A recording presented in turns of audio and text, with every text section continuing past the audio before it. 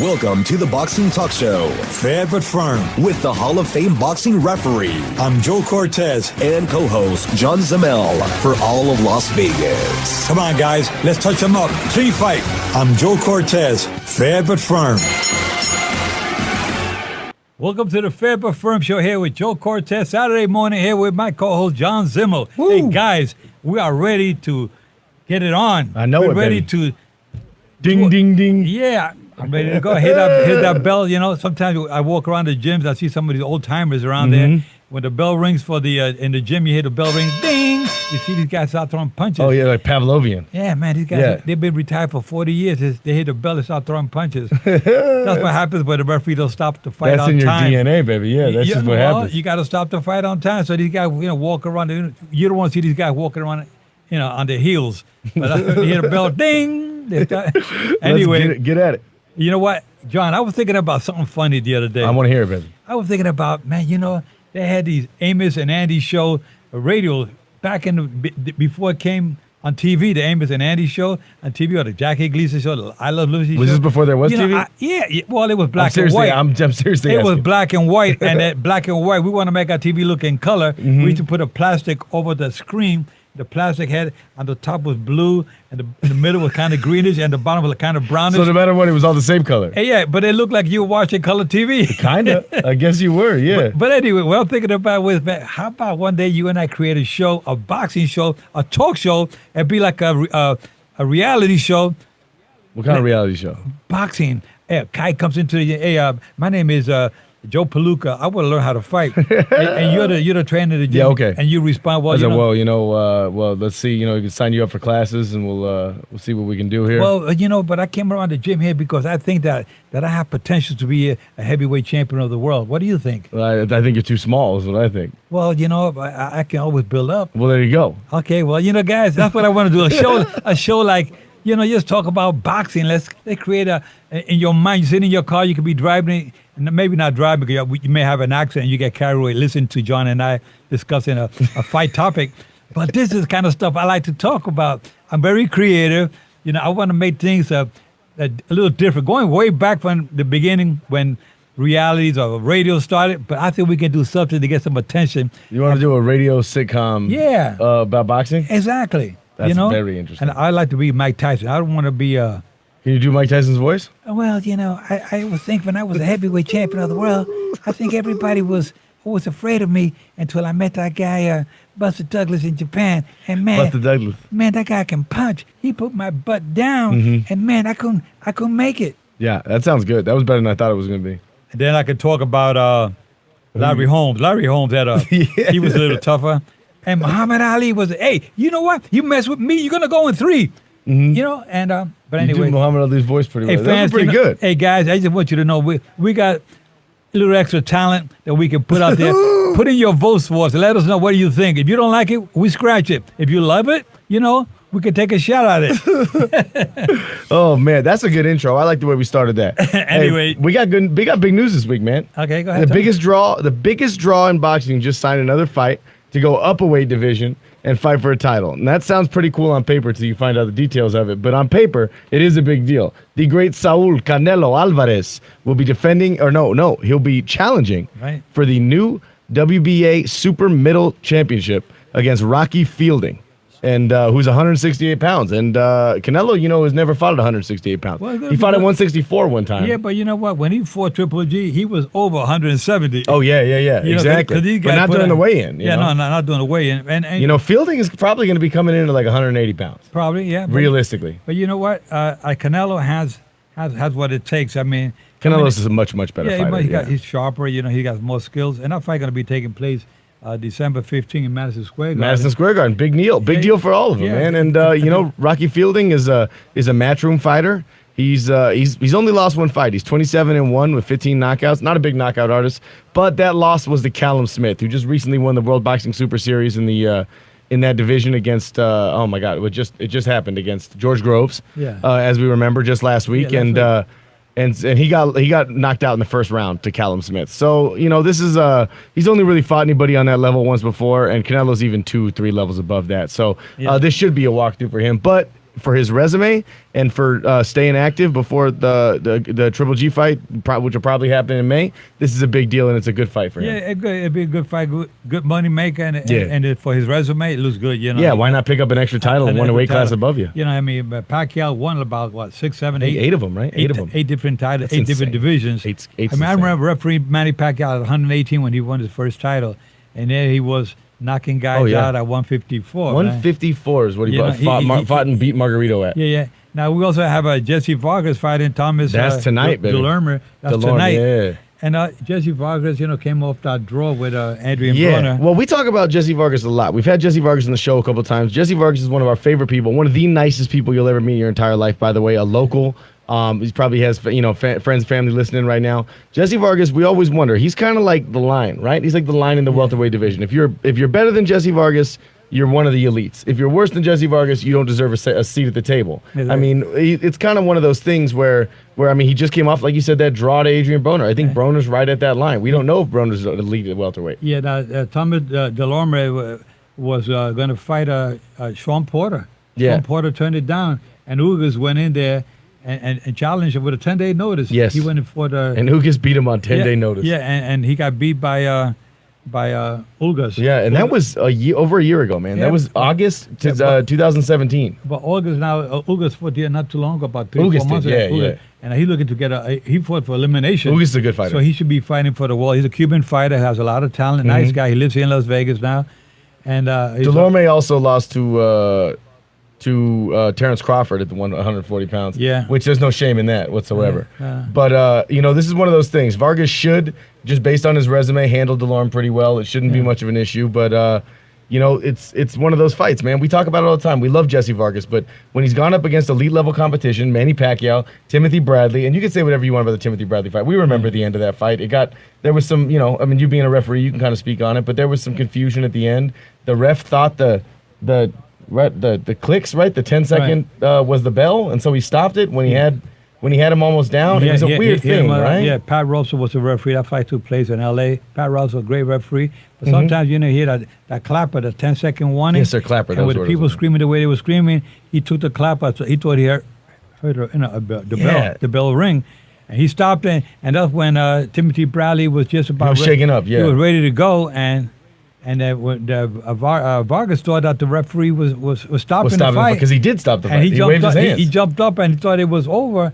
I won the championship, and he realized that it was the referee. That was a bad situation for everybody. Nobody came out of that looking good. And that was the last time that Pat Russell refereed the fight. That's a shame. He gave it up to go out like that. That's a shame. Well, I think he became a judge after that. Oh, good. Okay. Well, at least he's still in the sport. Yeah, he's still in the sport. Either way, though, I mean, look, yes, he should have deserved a chance to put down Broner there, but like you said, Broner could have taken 3 knees and just ended the fight right then. He didn't have much to lose there, and Vargas really was too little, too late when you're coming down to the 10 seconds left in the 12th round.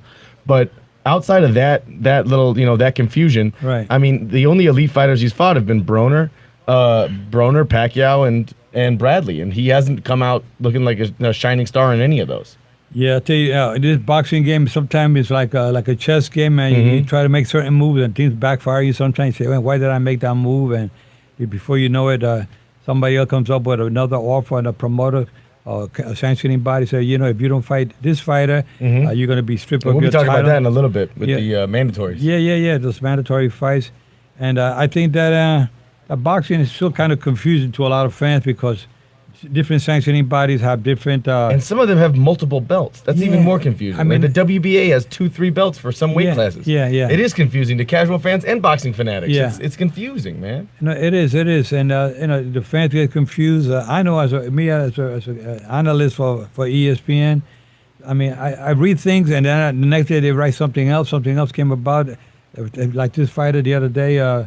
that was found with possibly... Billy Joe Saunders, yeah. With drugs, and no, it wasn't that. It was okay. It was just at the night of the fight. You can't use that. Well, that's the quote. Actually, I got some more information on that. Apparently, it was oxylofrin, and it's only banned on fight night by UCOD and VADA, WADA. But VADA has it banned at all stages. So because the fight's going to be happening in Michigan...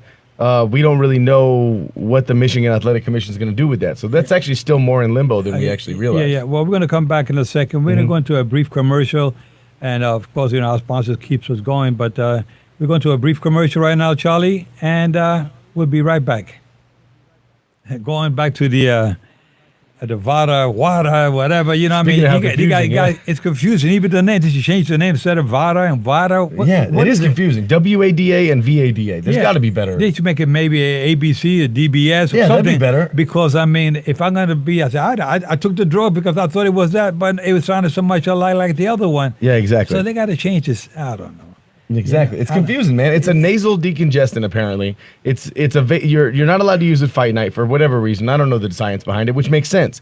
But then, like I said, VADA says you can't use it at all. But WADA and the UK athletic, whatever, say that it's okay too. So it's just one of those confusing things where... I'm going to tell you one thing. You're taking punches to the head. Yeah.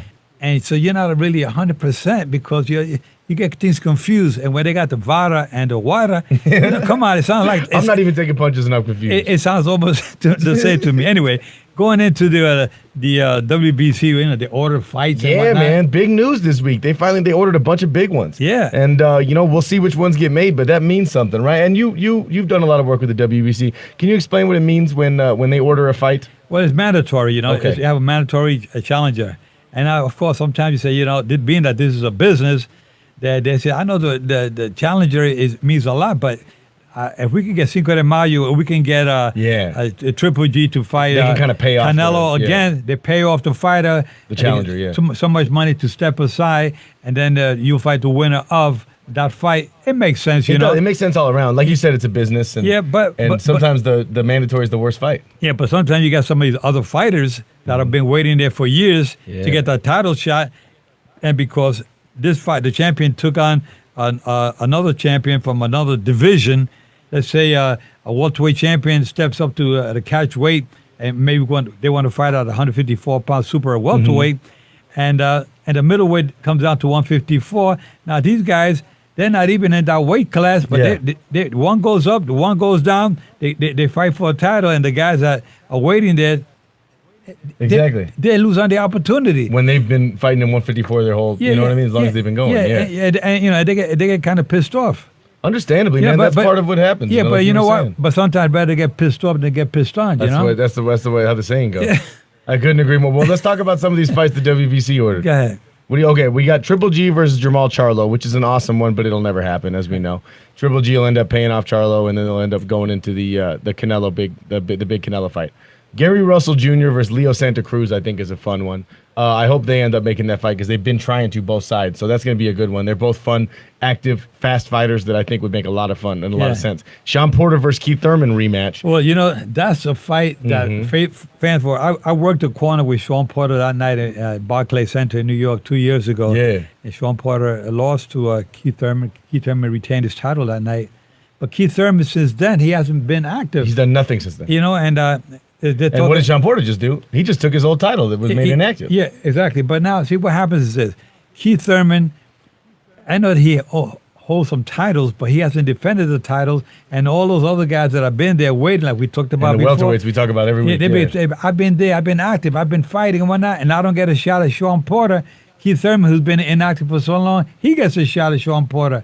I mean, it's because Keith Thurman is the man. And also because that was his title that just got taken away, right? That was the WBC title that just got taken from him. Yeah. So because of inactivity, makes sense. And then so now they're giving him an opportunity to win it back against the guy who just won it. I believe that's the WBO. It might have been the WBO, but it's okay. It's going to be interesting because Keith Thurman is a great fighter. A great fighter. But again, he's been inactive for so long. He was making a lot of fans too, man. I know a lot of casuals are talking about Keith Thurman. Yeah, but to go in against a guy like Sean Porter. Oh, yeah, after 2 years out of the ring? Man, Sean Porter, when they fought the first time, the fight could have been a draw.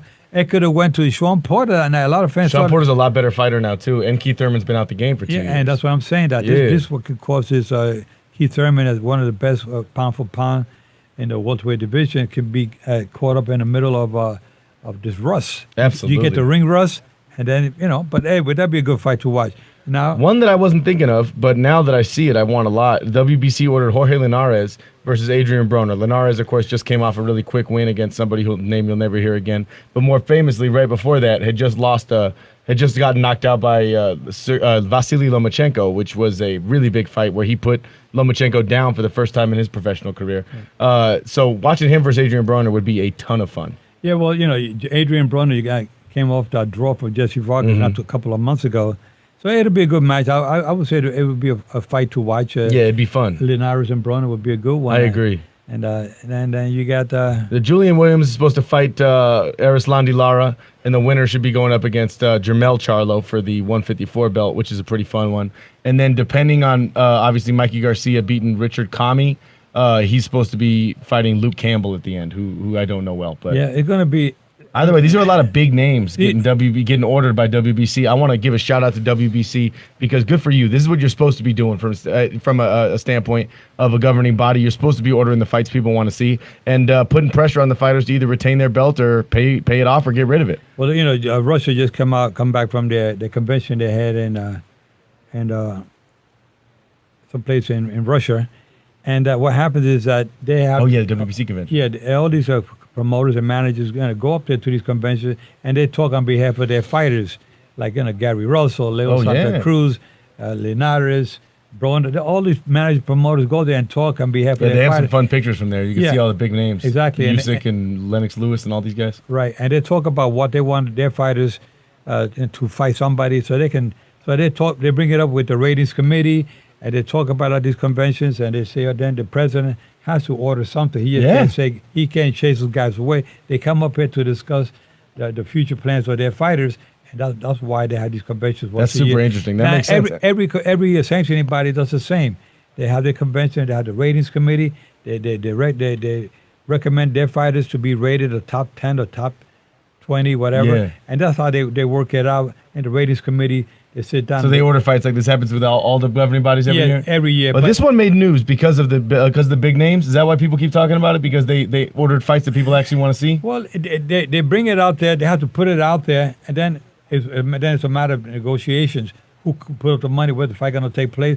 And then out of these fights we just mentioned, maybe 3 or 4 will take place. That makes sense. No, I knew that. It's just still a big deal because they're putting the pressure on the big fights to get made. That's what we want as fight fans, right? Exactly. That's what the fans want to see, something interesting to be happening. Hey, guys, we're going to go into another brief commercial. As you know, boxing means the world to us, and as well as it does to you. We'll be back in a minute. I just got off the campus from a knockout. I just came back to life, so here we are again to talk about, man, when you get knocked out, you go out for a minute like we just did, come back, and I'm ready to go. Yeah, you look like Pacquiao after Marquez put him down. Yeah, but the referee will say, no, you can't continue. We got to get wave it off. We got to wave it off and have the ringside doctor tell me to go ahead. So anyway, we got time to talk about after my knockout here. Yeah. I'll take the reins right here while you recover. Okay, tell me about. We actually have two this weekend. We have 2 big top 10 pound for pounders fighting for titles. One actually already happened today, and one of them is happening on Sunday, which is kind of interesting. Noye Nuye, the guy they call the Monster, a guy who made a recent appearance on your top 10 pound for pound on ESPN.com, is fighting Juan Carlos Payano for the in the first round of the World Boxing Super Series bantamweight tournament. So Noye Nuye is an absolute he's a monster. That's his nickname, the Monster. He's coming off of 6 straight stoppages and it's looking to be 7. Juan Carlos Payano can talk a lot because he's a good Mexican fighter from he's a good bantamweight fighter from Mexico, but he's saying things like, well, if he thinks he's punching hard, then I've fought a lot of guys that punch hard. I'm going all 12 rounds. That's what I'm here to fight. And that seems like a stupid thing to say when you're going up against Noye Nuye. So I guess we'll see how that plays out. But Payano might be going for the upset of the century. On the other hand, you have Srisaket Sorungvisai, the Thai phenom, who we've talked about a lot on this show. He won a 12-round decision against Iran Diaz today in Thailand. That happened before we even had a chance to get on the horn and talk to you guys about it. But he's another guy to keep in mind because of what he's done to Chocolatito Gonzalez twice and Juan Francisco Estrada. He's a big name in that division, and that's our international corner. Well, that's good. That's good stuff, John. I mean, I see you. It sounds like you stayed up all night. I do. Yeah. Yeah, watching Thailand and Japan, man. Yeah, man. That's a different time zone. I'm all over the place. you just flew in, right? Yeah. Just flew in from Thailand after watching that. But yeah, John is the greatest. I think the world of John because of your talent. Well, thank you very much. You're a student of the sport, which is what we like, and we like to see our fans get informed of what's going on. Speaking of students, one of your former students, Conor McGregor, who you spoke to and informed on one of the most successful boxing matches of all time. You gave him a lot of notes and showed him how to. He's fighting tonight. It's kind of cross promotional, but why not? he's one of the most successful boxers in history financially. So we might as well touch on it. You got anything to say? Any advice for Conor tonight going into his fight against what's his name, Khabib? Yeah, well, Khabib is, from what I understand, he stands a good chance to beat McGregor. McGregor, yeah, he's the favorite. You know, I trained McGregor for 5 weeks on the rules on boxing, and I had him, a nice guy to work with, and I think that tonight he's going to have his hands full. I heard the place is sold out. Yeah. And I heard the governor, Brian Sandoval from Nevada, is going to be there tonight as well. Yeah. That's his second show he's catching the last 2 weeks when he was with the Triple G and the Canelo Alvarez. Like he was there at ringside. Now he's going to be. be at this fight. I know Brian Sandoval, governor, he has a pair of boxing gloves of mine in his office. There you go. One when he was attorney general that I gave to him, I signed, and one when he became governor. You go into his office, his gloves are on his shelf. 2 different gloves. So yeah. But the guy is a big fight fan. He loves boxing. I like when a lot of politicians get involved, and not overly involved, but when they become fight fans, like we talked about in the past. You know, Harry Reid or John McCain, what he did with the Muhammad Ali act. Yeah. This is cool, man. Because boxing deserves all the support it can get. But President Trump used to put shows together in the Taj Mahal in Atlantic City. A lot. Some of the biggest fights, when you go back and watch from the 90s, you'll see a big Trump Plaza signal. Yeah, and not only you see a young Trump Plaza, Donald Trump at ringside, rooting for the fight. One night he asked me, Mike Tyson was fighting Michael Spinks. He said, "Man, Mr. Cortez, question, who do you like for tonight?" I mean, Mike Tyson, Spinks. I said, well, Mike Tyson been knocking everybody out, so you figure it out. I can't make any predictions. And you were the ref of the fight, right? So you couldn't. No, I wasn't the ref of that fight. Okay, cool. But I was counting for the knockdown for that fight. Oh, that makes sense. I remember I refereed another non-title fight that night. But Donald Trump, I wasn't in Capitol Hill. I just got in yesterday. I was there for Hispanic Heritage Month. I was a keynote speaker along with Hector Barreto, and he was a small business administrator years back, and we spoke about boxing a little bit of my career, how I started boxing, and how here I am, Capitol Hill. When I look in the ring to the left, I see the blue corner, and I look to the right, and I see the red corner, and I say, it reminds me a little bit of the what's going on here at Capitol Hill. It looks like a fight up here in Capitol Hill, and I'm here in D.C. I said maybe the promoter the President Donald Trump can call me, and I'll be a referee to straighten out these issues. But anyway, you see any low blows while you were there? I saw Take any points? A couple of punches were thrown low blows, but I cover up my ears to make sure that makes sense. That nobody bit my ears off. You never know. But anyway, that was exciting to be there. Man, it was an honor. Able to represent Hispanics in Heritage Month right on Capitol Hill. Yeah, but I was there more to just try to get some peace. I want America to be boxing referee, man. Yeah, I want America to be united again. I want to have a unified championship where everybody wins. Anyway, I'm not into politics, so let's get that out of the way. But John, we have tonight. I mean, we got a lot going on, man. I've had a lot of respect for Wilder and Fury and what they're doing on their press tour. They've been everywhere. They've had 3 different stops on their press tour. We'll talk about it more on our show on Monday, which, by the way, is every Monday at 1 o'clock.